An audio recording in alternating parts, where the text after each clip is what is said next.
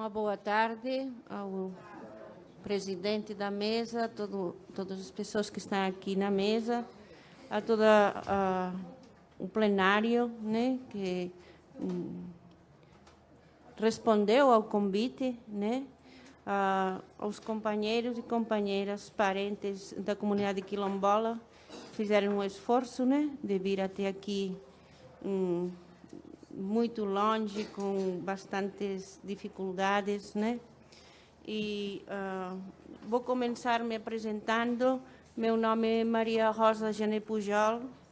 Eu sou quilombola da comunidade Marobá dos Teixeira. Eu sou uma quilombola com um pouco de sotaque, né? O sotaque meu é lá da Catalunha. Eu nasci na Catalunha. Tenho 20 anos de Brasil. Sempre atuei na área social, né? Seja na economia solidária, na agricultura familiar, sempre ao lado dos mais empobrecidos. E fui parar, né, na minha vida, em todo esse percurso, fui parar lá no Vale de Jequitinhonha, já faz 6 anos.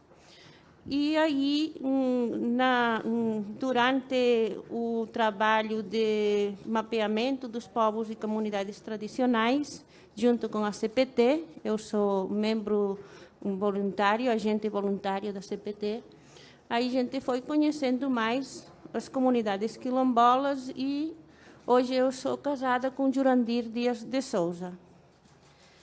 A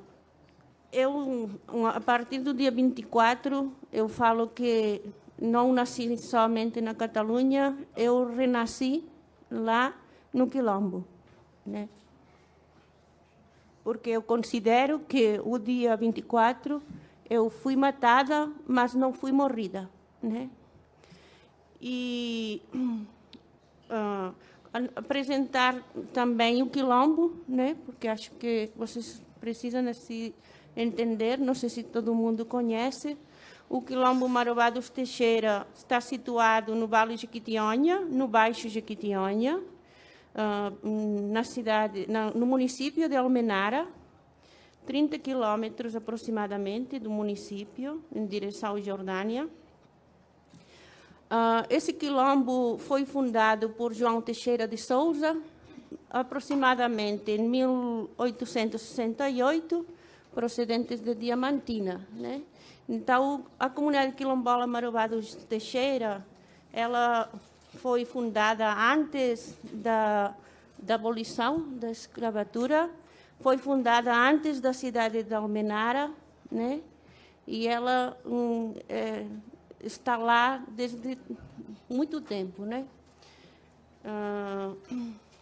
Hoje, pela regularização fundiária, né, a comunidade quilombola tem aproximadamente, eu não trouxe os dados, que nesse fato a gente perdeu muita coisa, né, que tem de ir recuperando, às vezes de cor tudo não sabe, mas 3.330 hectares ao total.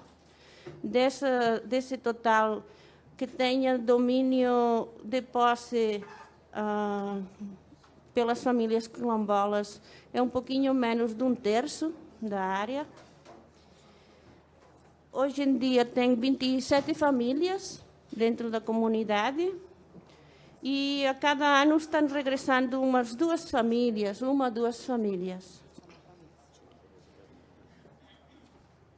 Bom, lá a gente tem... Hoje fazia muito tempo que eu não vinha a Belo Horizonte e as árvores daqui me pareciam pequenas, né? Então, realmente, a gente vai convivendo no bioma da gente, vai gostando, né? A gente está dentro da Mata Atlântica, numa reservas bastante interessantes, nas que a gente tem plantado o cacau na cabruca, dentro da mata, e desde o tempo dos primeiros, né? Desde João Teixeira de Souza. Então, um pouquinho só para compreender onde que a gente está, né? Porque às vezes a gente só fala daquilo que a gente passou, né? Mas precisa situar um pouquinho. Vou começar aí, então, a relatar o fato que aconteceu no dia 24. quando acontecem alguns fatos dessa intensidade, a gente tem um antes e um depois, né? 24 de março, né? É, 24 de março de 2017, né?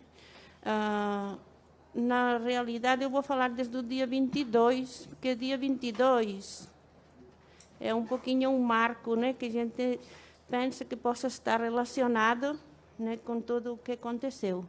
Dia 22 de março de 2016, a comunidade retomou parte do território, aproximadamente umas 400 hectares, né? No dia 22 de março deste ano, fazia um ano, né? Um ano que tínhamos feito a retomada daquela parte do território onde está situada a sede da Fazenda Marobá. Nesses dias, 4 membros da comunidade, entre eles eu, né, estávamos fazendo um curso sobre manejo do cacau, as perspectivas do cacau, comunidade, visitas em locais em coletivos, né, que tinha dado certo no sul da Bahia, né. Tínhamos previsão de chegar no dia 24 de tarde, mas nós chegou dia 24 às 2 horas da madrugada, né. Então, no dia 2, eu não estava na comunidade. Acho que isso é um dado importante. No dia 24, então, eu cheguei 2 horas da madrugada e a gente estava com umas atividades com a Emater, né, fazendo umas filmagens de algumas experiências interessantes que a comunidade está tendo, né? Como é o manejo do cacau que a gente está fazendo através da associação, de forma coletiva, e a farinheira comunitária, que é uma grande conquista da comunidade, né? Para isso, ia fazer todo o processo, né, para poder fazer a cadeia, como que é o processo de produção, né? E arrancar a mandioca até fazer a farinha, né? Foi embora. Na hora que ele foi embora, chegou em seguida, né? Em seguida chegou um carro, né, que parou na frente da nossa casa. Saiu o motorista, perguntou pelo Jurandir. Aí eu respondi que sim, né, que sim. A pessoa falou que o Jurandir, quanto tempo que a gente está buscando o senhor Jurandir, finalmente, graças a Deus, encontrou, né?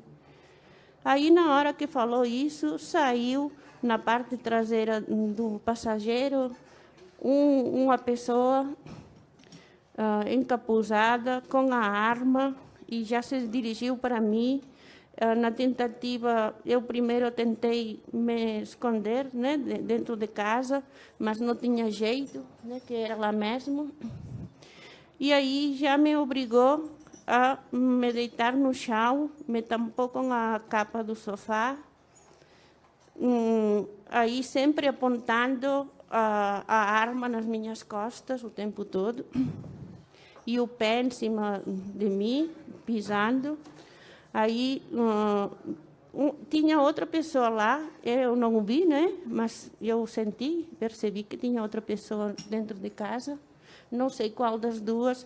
Me deram um preparado numa xícara da minha casa, que tinha um líquido verde com as bolinhas pretas, né? Aí ela falou, ia falando que não vou, espero não te ter de matar com a arma, né? Espero não ter de te matar com a arma. Aí me ia forçando a beber esse líquido. Aí, evidentemente, que eu pensei que a única coisa que eu podia decidir naquela hora era não ser eu me matar a mim mesma, né? Aí eu não engoli um pouco, porque sempre tem, né? Não tem como, mas esculpi aquele conteúdo. Ele ficou muito chateado comigo. Aí pedia armas, pedia dinheiro. Em casa não tinha armas. Dinheiro, a gente falou onde que estava. Não pegou todo o dinheiro que a gente falou que tinha lá em casa, que nós tínhamos feito todo esse contexto, né, que estava fazendo atividades da associação, aí tinha um dinheiro das atividades. Eu tinha feito de manhã as contas da ação que a gente tinha feito, estavam em cima da mesa, pegaram no computador, não pegou o dinheiro que estava no meu porta-moedas, na minha carteira, né, deixou. Agora, o computador da associação, a máquina fotográfica da associação, o HD, né? Que estava todos os meus trabalhos de 20 anos, mais o da associação, eles levou. Né? Não levou a minha máquina fotográfica. Né? E aí, eles me amarraram por trás, o homem estava bem chateado, me amarrou por trás os braços com a perna tudo junto. Né? E aí, ia falando das armas, apontando na arma no corpo, aí ele me injetaram um líquido no braço esquerdo. Eu senti um cheiro de tipo de gasolina, né? Não posso dizer que seja gasolina, mas era um cheiro parecido com um produto derivado de petróleo. Com a agulha foi fazendo assim, né? Eu entendi que estava buscando a minha veia, mas como fez muito tempo, aí me pareceu que era uma facada, né? Agora, aí depois começou a doer demais, o meu braço começou a doer, tipo, como quando você tem uma ferida com álcool aberta, aí por dentro, sem parar, né? Uma queimação muito forte, que durou muitas horas, igual a tortura, né? Aí eu estava gritando muito, perdi um pouquinho a noção do que estava passando lá. Me vinham umas imagens que acho que eu engoli aquele líquido verde, penso que seria alguma droga, né? Aí tinha umas imagens assim que não tinham nada a ver com o que eu estava vivendo. E eu estava fazendo um esforço para ficar consciente e aí eu não senti quando eles foram embora nem nada. Né? Então, essa minha parte, por enquanto acontecia isso comigo, eles estavam fora, torturando o Jurandir lá fora de casa, e ele vai explicar como que foi a parte que eles foram. Esse é o que aconteceu lá no dia 24 de noite, né? E esse fato, eu não vejo que seja uma coisa isolada, né? Não tenho como entender que seja uma coisa isolada. Eu estou refletindo, né, os fatos que acontecem na comunidade e sempre vejo que há uma reação acima do que a gente faz. Né? Todas as coisas que na comunidade são feitas, há uma reação. Né? Uma reação que procede de onde? Que procede das pessoas que conflituam com o território quilombola. Né? Aí que é várias pessoas, nós não vamos falar aqui nomes concretos, quem conhece lá sabe, né?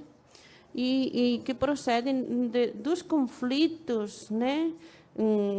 Com os fazendeiros, legatários e todos os aliados dessas pessoas, né?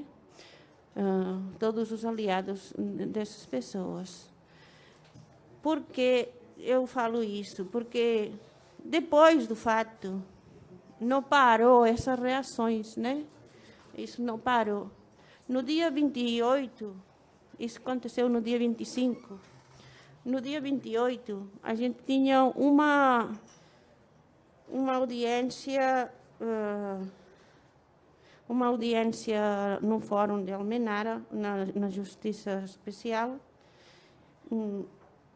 de um fato que tinha acontecido na comunidade, que o Joventino, que é um membro da comunidade, e eu nos sentimos...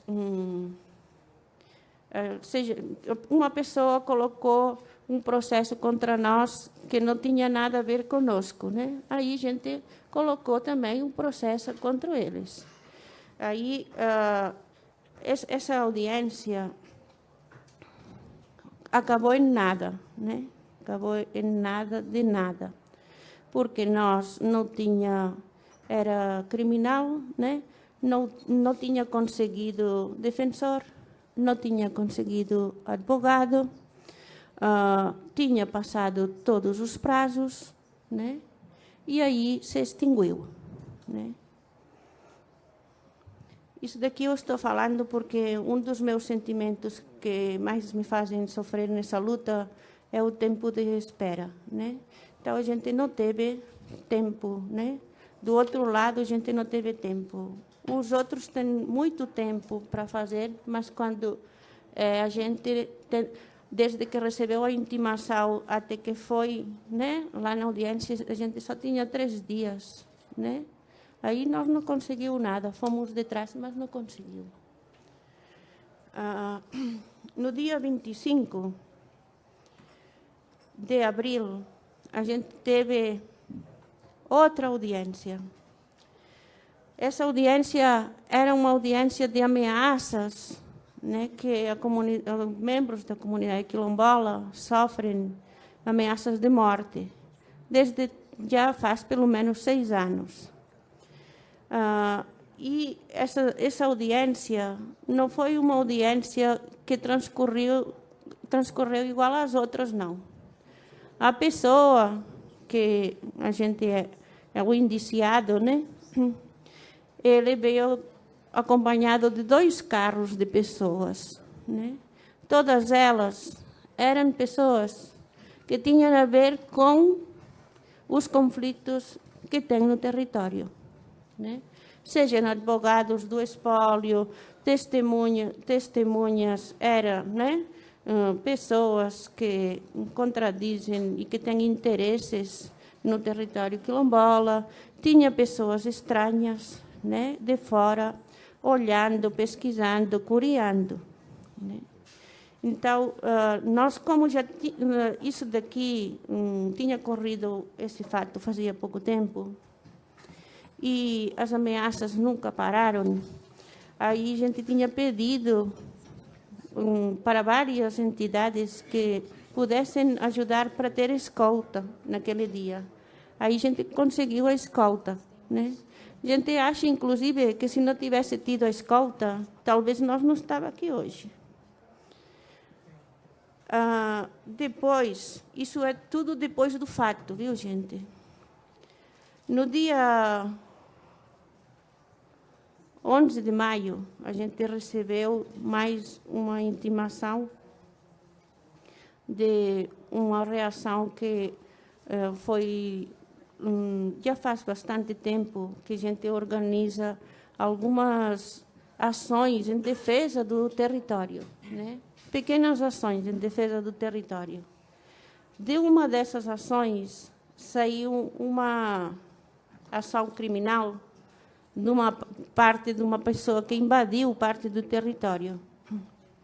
Aí, essa pessoa conseguiu, logo em seguida, um advogado, né, para advogar ela, e a gente não estava conseguindo defensor, né, porque lá na Almenara só é para defensor, só para preso, né.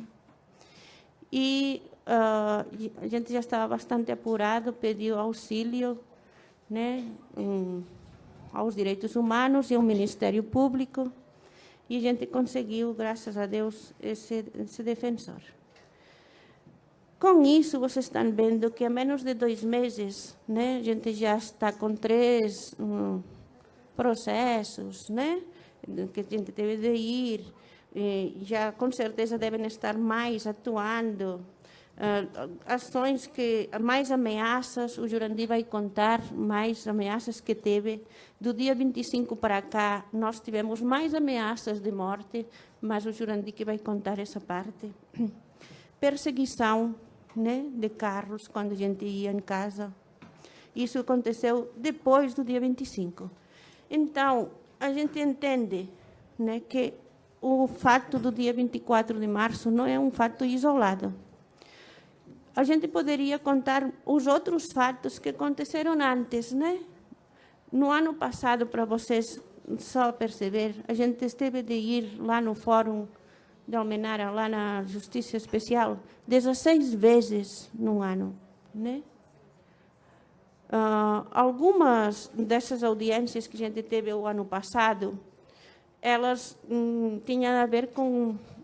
Todas elas têm a ver com a comunidade. Uma delas era com o cacau coletivo e o juiz deu sentença favorável à comunidade, né? Isso daqui provocou também mais violência. Cada ação que a gente faz provoca uma reação na justiça e uma reação de violência e ameaça. E isso não para, né? Nós já vem denunciando isso faz muito tempo, né? E não para, isso só cresce, não para, gente.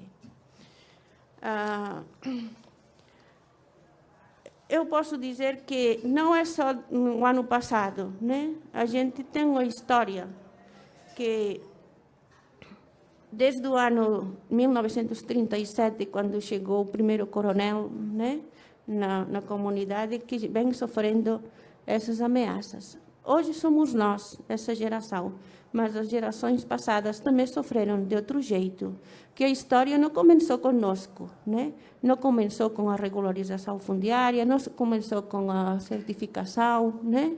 Começou muito antes. E essa história de ameaças vem desde 1937, né? Já tem mais de 80 anos. Em 1955, o senhor Orlindo teve de fugir lá para não ser morto com o seu irmão. Mas ele prometeu voltar, né? No 71, ele voltou. Voltou e foi para a justiça, enfrentou os fazendeiros. De 71 até 2008, né, que decidiu entrar na Fundação Palmares, não resolveu nunca nada.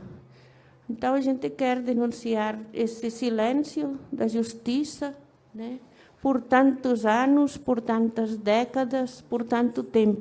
Foi embora, na hora que ele foi embora, chegou em seguida, né, chegou um carro, né, que parou na frente da nossa casa, saiu o motorista, perguntou pelo Jurandir. Aí eu respondi que sim, né, que sim. A pessoa falou que o Jurandir... quanto tempo que a gente está buscando o senhor Jurandir, finalmente, graças a Deus, encontrou, né? Aí, na hora que falou isso, saiu na parte traseira do passageiro uma pessoa encapuzada com a arma e já se dirigiu para mim. Na tentativa, eu primeiro tentei me esconder, né, dentro de casa, mas não tinha jeito, né, que era lá mesmo. E aí já me obrigou a me deitar no chão, me tampou com a capa do sofá, aí sempre apontando a arma nas minhas costas o tempo todo, e o pé em cima de mim, pisando. Aí tinha outra pessoa lá, eu não vi, né? Mas eu percebi que tinha outra pessoa dentro de casa. Não sei qual das duas. Me deram um preparado numa xícara da minha casa, que tinha um líquido verde com as bolinhas pretas, né? Aí ela ia falando que espero não te ter de matar com a arma, né? Espero não ter de te matar com a arma. Aí me ia forçando a beber esse líquido. Aí, evidentemente, que eu pensei que a única coisa que eu podia decidir naquela hora era não ser eu me matar a mim mesma, né? Aí eu não engoli um pouco, porque sempre tem, né? Não tem como, mas escupi aquele conteúdo. Ele ficou muito chateado comigo. aí pedia armas, pedia dinheiro, em casa não tinha armas, dinheiro a gente falou onde que estava, não pegou todo o dinheiro que a gente falou que tinha lá em casa, que nós tínhamos feito todo esse contexto, né, que estava fazendo atividades da associação, aí tinha dinheiro das atividades. Eu tinha feito de manhã as contas da ação que a gente tinha feito, estavam em cima da mesa, pegaram no computador, não pegou o dinheiro que estava no meu porta-moedas, na minha carteira, né, deixou. Agora, o computador da associação, a máquina fotográfica da associação, o HD, né? Que estava todos os meus trabalhos de 20 anos, mais o da associação, eles levou. Né? Não levou a minha máquina fotográfica. Né? E aí, eles me amarraram por trás, o homem estava bem chateado, me amarrou por trás os braços com a perna tudo junto. Né? E aí, ia falando das armas, apontando na arma no corpo, aí ele me injetaram um líquido no braço esquerdo. Eu senti um cheiro de tipo de gasolina, né? Não posso dizer que seja gasolina, mas era um cheiro parecido com um produto derivado de petróleo. Com a agulha foi fazendo assim, né? Eu entendi que estava buscando a minha veia, mas como fez muito tempo, aí me pareceu que era uma facada, né? Agora, aí depois começou a doer demais, o meu braço começou a doer, tipo, como quando você tem uma ferida com álcool aberta, aí por dentro, sem parar, né? Uma queimação muito forte, que durou muitas horas, igual a tortura, né? Aí eu estava gritando muito, perdi um pouquinho a noção do que estava passando lá. Me vinham umas imagens que acho que eu engoli aquele líquido verde, penso que seria alguma droga, né? Aí tinha umas imagens assim que não tinham nada a ver com o que eu estava vivendo. E eu estava fazendo um esforço para ficar consciente e aí eu não senti quando eles foram embora nem nada. Né? Então, essa minha parte, por enquanto acontecia isso comigo, eles estavam fora, torturando o Jurandir lá fora de casa. Ele vai explicar como que foi a parte que eles foram. Esse é o que aconteceu lá no dia 24 de noite, né? E esse fato, eu não vejo que seja uma coisa isolada, né? Não tenho como entender que seja uma coisa isolada. Eu estou refletindo, né, os fatos que acontecem na comunidade e sempre vejo que há uma reação acima do que a gente faz. Né? Todas as coisas que na comunidade são feitas, há uma reação. Né? Uma reação que procede de onde? Que procede das pessoas que conflituam com o território quilombola. Né? Aí que é várias pessoas, nós não vamos falar aqui nomes concretos, quem conhece lá sabe, né? E que procedem dos conflitos, né? Com os fazendeiros, legatários e todos os aliados dessas pessoas, né? Todos os aliados dessas pessoas. Por que eu falo isso? Porque depois do fato, não parou essas reações, né? Isso não parou. No dia 28, isso aconteceu no dia 25, no dia 28, a gente tinha uma audiência no Fórum de Almenara, na Justiça Especial, de um fato que tinha acontecido na comunidade, que o Joventino, que é um membro da comunidade, e eu nos sentimos... seja, uma pessoa colocou um processo contra nós que não tinha nada a ver conosco, né? Aí a gente colocou também um processo contra eles. Aí, essa audiência acabou em nada, né? Acabou em nada de nada, porque nós não tinha, era criminal, né? Não tinha conseguido defensor, não tinha conseguido advogado, tinha passado todos os prazos, né? E aí se extinguiu, né? Isso daqui eu estou falando porque um dos meus sentimentos que mais me fazem sofrer nessa luta é o tempo de espera, né? Então, a gente não teve tempo, né? Do outro lado, a gente não teve tempo. Os outros têm muito tempo para fazer, mas quando a gente, desde que recebeu a intimação até que foi, né, lá na audiência, a gente só tinha 3 dias, né?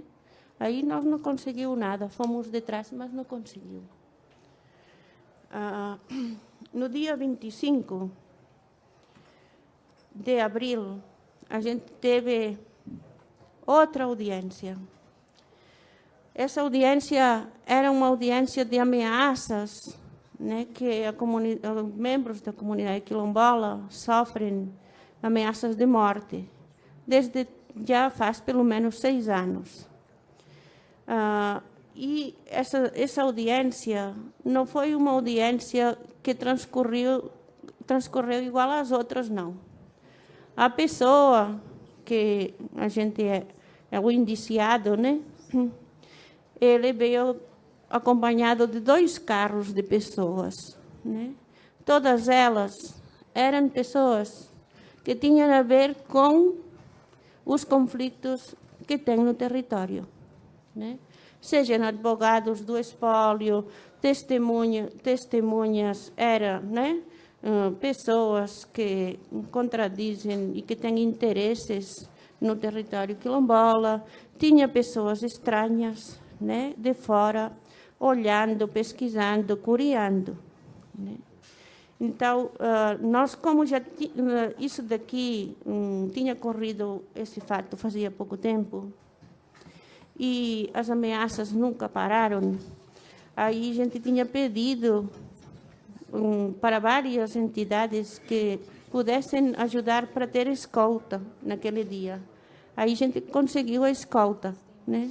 A gente acha, inclusive, que se não tivesse tido a escolta, talvez nós não estávamos aqui hoje. Depois, isso é tudo depois do fato, viu, gente? No dia 11 de maio, a gente recebeu mais uma intimação de uma reação que foi... já faz bastante tempo que a gente organiza algumas ações em defesa do território, né? Pequenas ações em defesa do território. De uma dessas ações, saiu uma ação criminal de uma parte de uma pessoa que invadiu parte do território. Aí, essa pessoa conseguiu, logo em seguida, um advogado, né, para advogar ela, e a gente não estava conseguindo defensor, né, porque lá na Almenara só é para defensor, só para preso, né? E a gente já estava bastante apurado, pediu auxílio, né, aos direitos humanos e ao Ministério Público, e a gente conseguiu, graças a Deus, esse defensor. Com isso, vocês estão vendo que há menos de 2 meses, né, a gente já está com 3 processos, né, que a gente teve de ir, já com certeza devem estar mais atuando, ações que, mais ameaças, o Jurandir vai contar mais ameaças que teve. Do dia 25 para cá, nós tivemos mais ameaças de morte, mas o Jurandir que vai contar essa parte. Perseguição, né, de carros quando a gente ia em casa. Isso aconteceu depois do dia 25. Então, a gente entende, né, que o fato do dia 24 de março não é um fato isolado. A gente poderia contar os outros fatos que aconteceram antes, né? No ano passado, para vocês só perceber, a gente esteve de ir lá no Fórum de Almenara, lá na Justiça Especial, 16 vezes no ano, né? Algumas dessas audiências que a gente teve o ano passado, elas tinham a ver com... Todas elas têm a ver com a comunidade. Uma delas era com o cacau coletivo e o juiz deu sentença favorável à comunidade, né? Isso daqui provocou também mais violência. Cada ação que a gente faz provoca uma reação na justiça e uma reação de violência e ameaça. E isso não para, né? Nós já vem denunciando isso faz muito tempo, né? E não para, isso só cresce, não para, gente. Eu posso dizer que não é só no ano passado, né? A gente tem uma história que, desde o ano 1937, quando chegou o primeiro coronel, né, na comunidade, que vem sofrendo essas ameaças. Hoje somos nós, essa geração, mas as gerações passadas também sofreram de outro jeito, que a história não começou conosco, né? Não começou com a regularização fundiária, não começou com a certificação, né? Começou muito antes. E essa história de ameaças vem desde 1937, né? Já tem mais de 80 anos. Em 1955, o senhor Orlindo teve de fugir lá para não ser morto com o seu irmão. Mas ele prometeu voltar, né? No 71, ele voltou. Voltou e foi para a justiça, enfrentou os fazendeiros. De 71 até 2008, né, que decidiu entrar na Fundação Palmares, não resolveu nunca nada. Então, a gente quer denunciar esse silêncio da justiça, né, por tantos anos, por tantas décadas, por tanto tempo.